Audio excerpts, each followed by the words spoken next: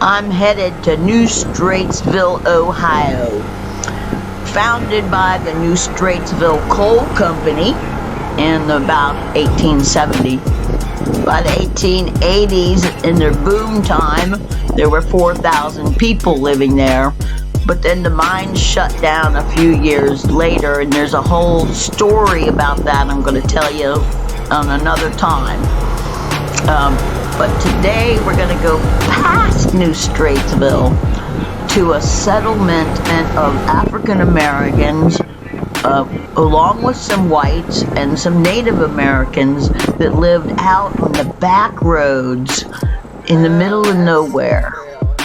Well, at least it seems like the middle of nowhere. It's actually in the Wayne National Forest. When they bought the land from the coal company, this graveyard was on it, and that's where we're going to. The Paynes Crossing Cemetery, which is all that's left. But this was like a hamlet of freed slaves. They started in Virginia, several families, descendants, and moved over to Ohio when they were freed. They were said to be light-skinned and quite wealthy, so one can just assume, pretty good I think, that they were the plantation owners' children that had been freed many years before the Civil War. So they came here and settled. They were farmers, they were miners. There was iron mined here as well as coal at the time. And they also assisted in the Underground Railroad and served in the Civil War. Interesting place. Let's take a look. Steep slopes and deep ravines is what you would have seen if you looked out on top of this ridge where the cemetery sits. You probably would have seen some trees, but not the extent that's here now. And any trees that were here, of course, were cut down to use for houses and fences and just living. Mining uses a lot of trees, so that by the 1900s, these hills were barren. The early families had last names of Harper and Betts and Striblin, and they settled in this area, we think about the 1830s, which means they were some of the earliest settlers in this part of the new state of Ohio. The Payne family arrived in about 30 years later. You know, it may have stuck Paynes Crossing because there was a railroad crossing that ran through the Payne farm that was close by here. And the Payne farm was one of the last to go. The house was eventually torn down, but one of the descendants of the Paynes, Virgie Sawyer, a granddaughter, says, I used to go down there when I was a little girl. Grandpa had a tenant farming the place then. We'd have picnics and things, and you could see cornfields for miles. That corn was all to make moonshine. I remember how steep the hills were down there. The farmhouse was torn down because it was built of cherry wood. They sold wood. It was like gold because it was cherry. It's unusual to have a Civil War veteran buried outside of Arlington Cemetery, but these were colored folk, and they weren't allowed in there. So there are 3 just in the Payne family buried in this little cemetery. USCT stands for United States Colored Troops. And that's what Henry Stribling signed up for when he enlisted.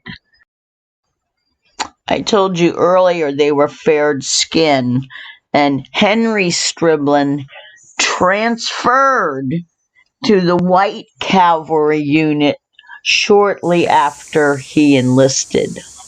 I had no idea. That's pretty amazing. That's good for him. So there was never a town per se, but there was this cemetery that sat on top of the ridge. And I can only assume there was a church nearby. And if there was a church nearby, there were probably some farms close to the cemetery. But if you looked out, you would probably just see farms upon farms. Or maybe you couldn't see much of anything because of the hills. They were very close-knit community and seemed to have been well respected. The Underground Railroad connection surprised me, but Ohio was a free state. Virginia, right on the other side of the Ohio River, which is now West Virginia, was a slave state, and Kentucky, a slave state below us, and right on the other side of Cincinnati, via water, was Canada.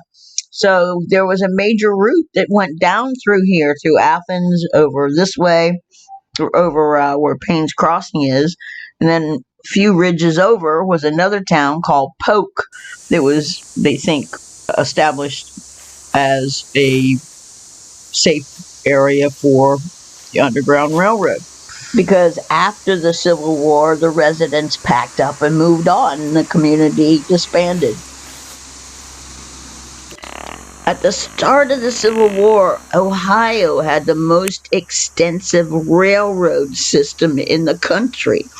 At the end of the war, entrepreneurs started looking at Ohio. It was known to have lots of coal, and they started looking to see how they could get it out. So individuals started buying up land. Half of Paynes Crossing was sold to what became the New Straitsville Coal Company. And then they built the town of New Straitsville, and people moved in. So these residents moved out. Now, the coal companies only operated for 4 years, but when they shut down, they left one hell of a mess, and I'll talk about that in the next video. But the government in the 1930s, bought up the land from the coal company, and it became the Wayne National Forest. Eventually, it was reclaimed.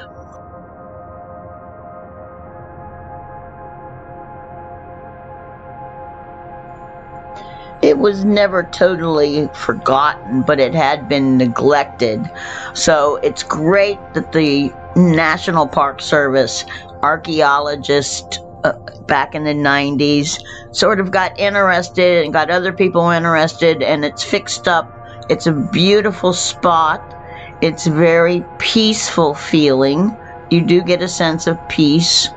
Not a lot of traffic on the road, but there is some, and of course you can hunt mushrooms. Thanks for watching. Subscribe below, ring the bell to get notifications, and next time we're going to talk about mine disasters. I also have some gardening updates, so soon. Thanks.